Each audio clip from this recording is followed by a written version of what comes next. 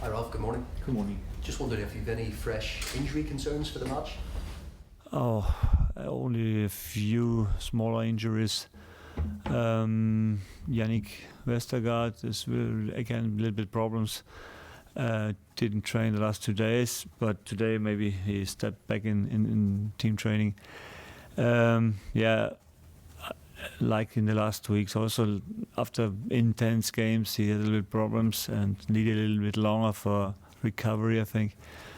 Long season with a very huge body, and so now in the moment he's a little bit struggling, but let's have a look if it's possible for him on the weekend. The others are Alex McCarthy, a little problems yesterday after the training session, met target. Also a little bit problems, but not huge ones. So I think should be no problem. Jazz, a little bit problems with his shoulder, but there also maybe today he can train again. Let's have a look. It's not really something big one. Have you any players coming back from injury? Is Valerie okay? Yeah, Jan Valerie is okay. Michael Wafemi is not training with a group. His individual training sessions, and Mario Lemina made a big step forward. The week he trained always with the team and looks much better now. That's good for him and good for us. That we know we have an intense week next week with 3 games in a week. So it would be nice if we have one more option on this position. Do you expect Lemina, the progress that he has made, will he play at some point this season?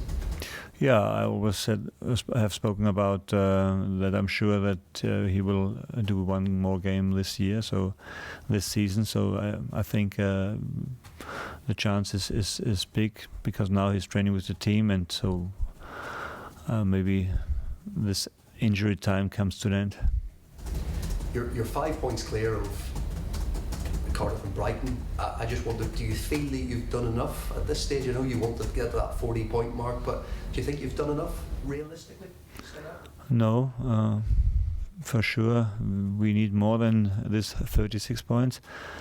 5 points clear of Cardiff, 3 points clear of Brighton, and you see the result on Tuesday shows that nobody gives up.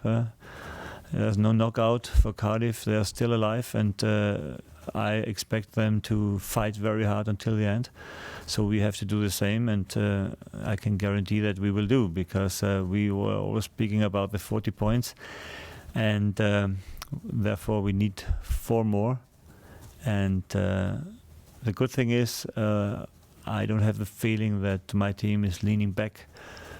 They stay focused, and although it's a long season so far, we get now, or I have the feeling that they are very hungry, and they want to hunt, and they want to take more points, and that's a good signal for me. What have you done to keep them motivated and keep them in that hunt? I don't have to do a lot, because I think if you feel how nice it is to win games, then you get motivated to do it more often, and that's exactly what I can feel in a moment. Games like this against Wolverhampton at home helps a lot to be positive for the future, and I think in the last 7 games we only lost twice, and it was against Liverpool and Man United away.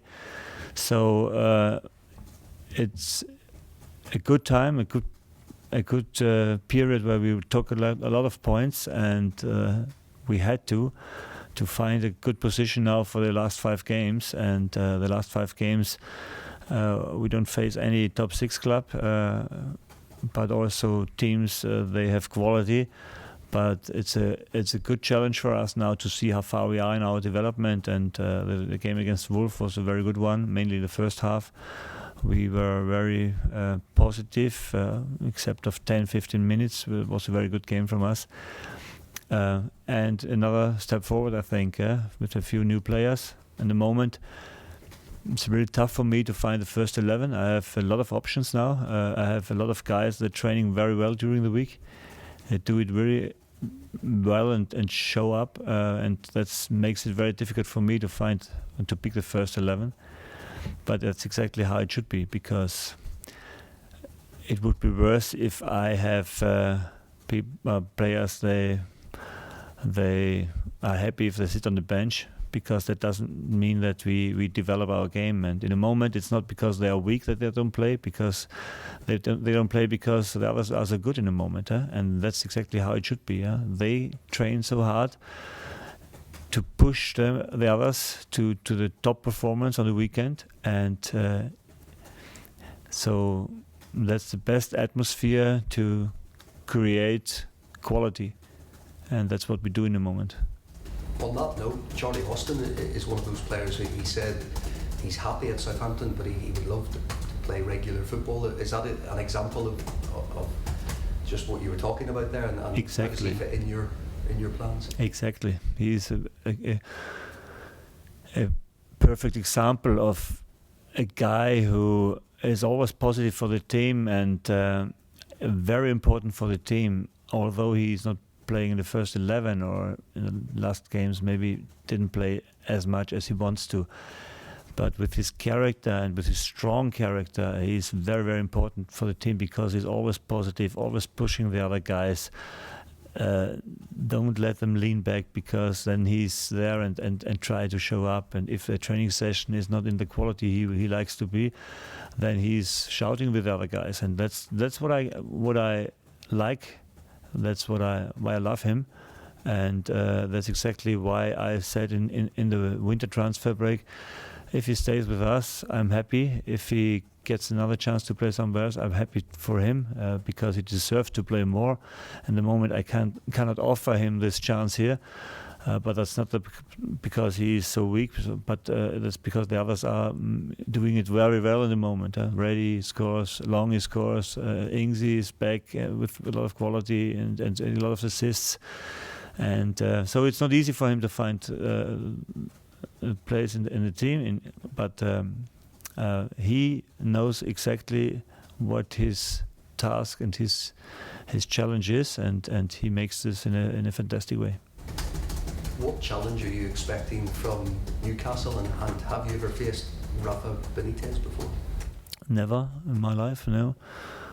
Very, very good team in a fantastic stadium with a good atmosphere, fantastic football atmosphere, and they do it very well in the moment. They are nearly safe, but they also, I think, want to make the last step to climb the 40 point. But for us, it's another good challenge to show that we can compete also in away games. The last in Brighton, we took 3 points. It was important for us, a very, very massive win for us. And against Newcastle, we try to do it again. We try to be a very, very good, balanced opponent, and that knows exactly what to do against a very good organized, a team with a high quality. And it's not easy to take points there, but it's never easy in the Premier League. Just wondering, how does the departure of Ralph Krueger impact on you and the club, the football side of things going forward? For our daily business, not in a huge way, but for me it was he was a very important person. He brought me here. He was the guy who I had the first contact with, but I think the club and they find an agreement both could live with, and I'm an employee of the club. For me as a manager, it doesn't change anything. I'm sure he will be our biggest fan until the end of the season. Wish us all the best, and wish us to stay in our positive way, and that's what we try to do. What does it mean for the structure of the club and how you approach things from say a football point of view and transfers and all that kind of thing? How does it impact on that side of things?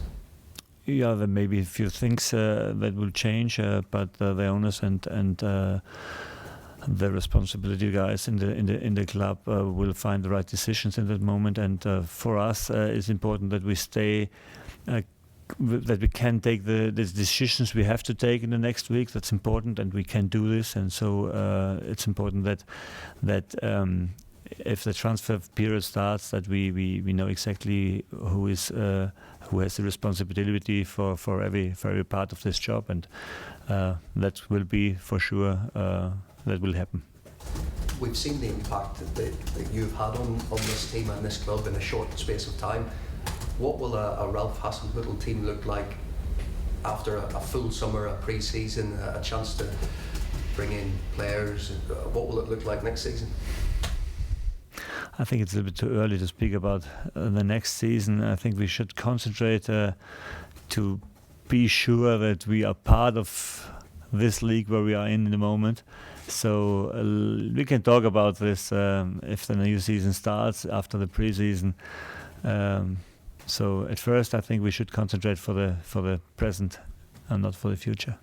So I guess you won't answer this one maybe, but I was going to say, what's your preferred approach in the transfer market? How do you like to approach things? Generally speaking, do you like to use young players at the club? Do you like? There's some talk about targeting British players over the summer. Oh no, that's not about British or somewhere else. I think.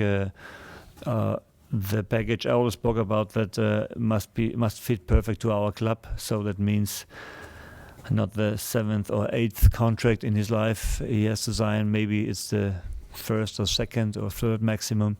That means that we are something like a developing club also for him. Something where he can show up. Young players we can develop. Something like. Diamonds, we have to polish them and make them shine if they're coming here. And I think the last month showed that we can develop young players here, and we have a very good atmosphere and a very good club that is famous for developing players. And if we are the next step in their development, then he's welcome because he helps us with his quality. And if he becomes a very, very good player and goes somewhere else, that we have to accept this. But he helped us a lot, and I think that's the way we want to go. That's the Southampton way, and I can guarantee that we keep on this track. Big talking point at the moment, VAR. I don't know if you had a chance to see last night. What have you made of VAR? Obviously, it's coming to the Premier League soon. Would be a big impact, big change. As you saw it yesterday, it can decide games, and hopefully in a more gerecht, and a more that's getting honest or more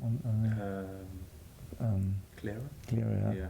In a clearer way, so less wrong decisions. That's, I think, makes this game more fair, and.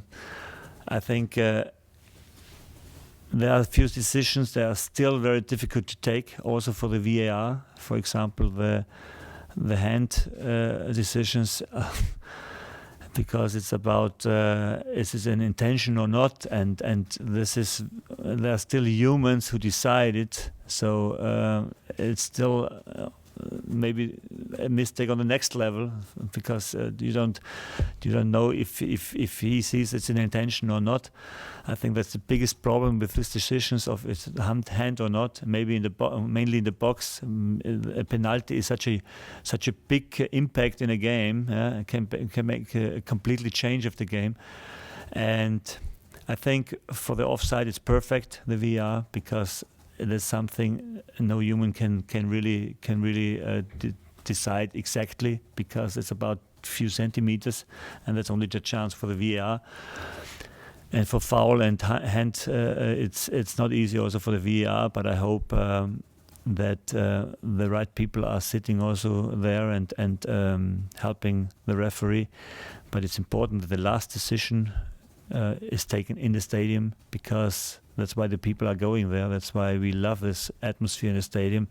If you have the feeling the decisions are taken somewhere else out of the stadium, I think that's not good for the football.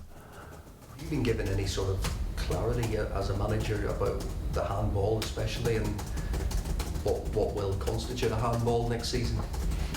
Not so far. I think it's important that the intention is the key part of yes or no, because if we come in that way that players try to pass the ball in the box on the hand of the opponent because they would do this or they can do this, then we have a problem, because every hand in the box, if every hand play is a penalty immediately, then I think it's not the right way. So we must pay attention there.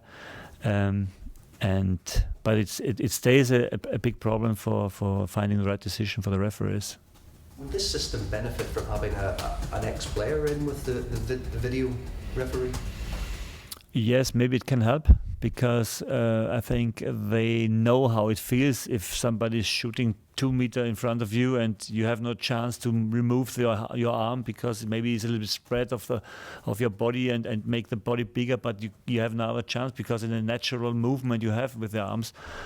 And maybe that can help. Yes, I'm in this. I'm very positive. Yeah.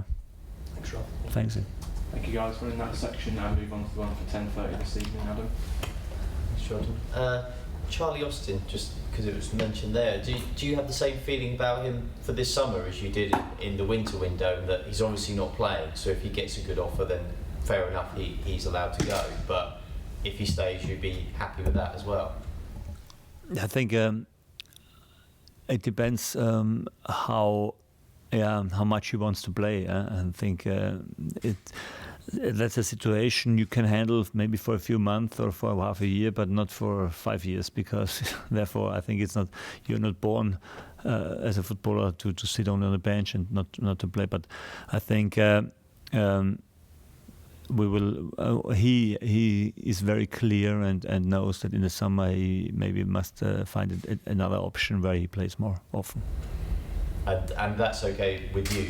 You're prepared to say, okay, you could go if you find something that suits. Like with anybody else, if he comes to me and says, "Manager, it was very nice to help you. It was very nice to be successful with your team, but to be clear, I want to play more minutes, and that's why I want to leave." Then I'm the last guy who says, "No, you cannot, because I need you here 100%." So I think we find, for every situation, we will find a solution, and hopefully the best for the team and for him. We've talked a lot about reaching 40 points, and I know that's, avoiding relegation is still the priority. Is there a sense of now being able to look up the table? Because you could still move up with a good finish at a number of places, and that's financially worth a lot of money to the football club as well. Yeah, I know this.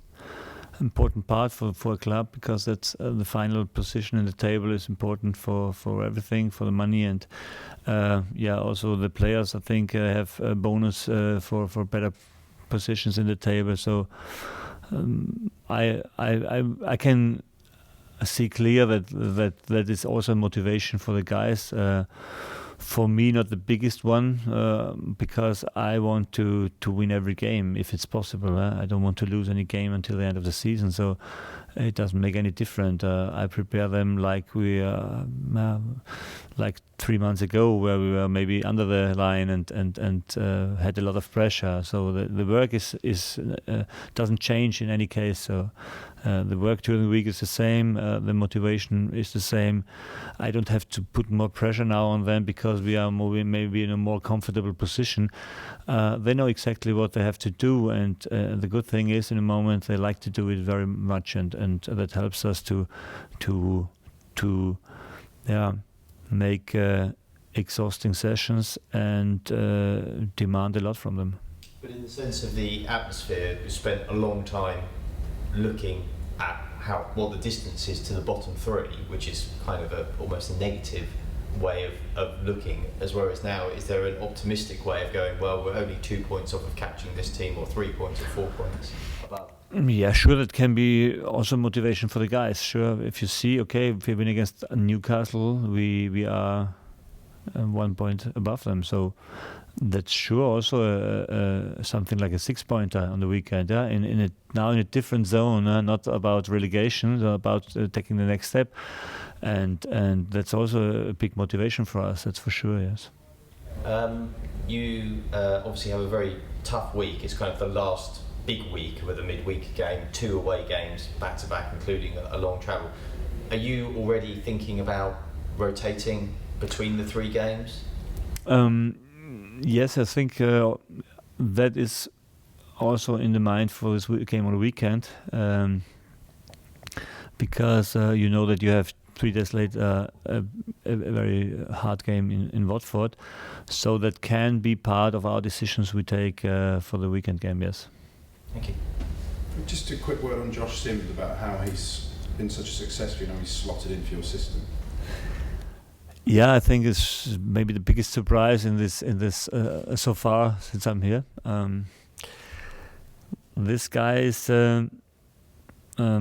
really from zero to hero. I think in a very short time. He was walking through a interesting time here. Was on loan, came back at first. Yeah, I didn't know how to use him, how to handle him. I saw a little bit quality, but I don't know. It was. I did not know what is the best position for him. What is his biggest strengths? Then you could see, okay, he has this quality, this steep runs. If you need this way of playing football, I think he can be important for you. Yeah, and then suddenly a very good training session in front of the Tottenham game, and then thinking about maybe for substitutes, give him a chance on the bench, brought him in the halftime, and then made a fantastic second half against Tottenham. Was the key why we turned the table on this game. And now, yeah, that's how it works in football. If you put something positive in the mind of the manager, the chance is rising that you play from the beginning. And last time he had the first chance to play from the beginning, and he grabbed this chance with both hands. It was a very offensive 11 I took against Wolverhampton from the beginning, with a little bit less experience. You see, Ori was on the bench, for example, and Longy stood out, although he scored against Liverpool. So it was a very tough decision, but I think he grabbed this chance with both hands, and now he is in. And also shows in the training session that I can count on him, and that makes it very difficult for Stewie, because he's also training very well in the moment, and for Moe the same. We have a few number 10s now. They are, he's in front of them, and I think that shows what is possible in football and how quick things are changing, and I think that's a good signal for everybody, that the manager is looking on the quality in the training sessions, and then if you get the chance, you have to grab it.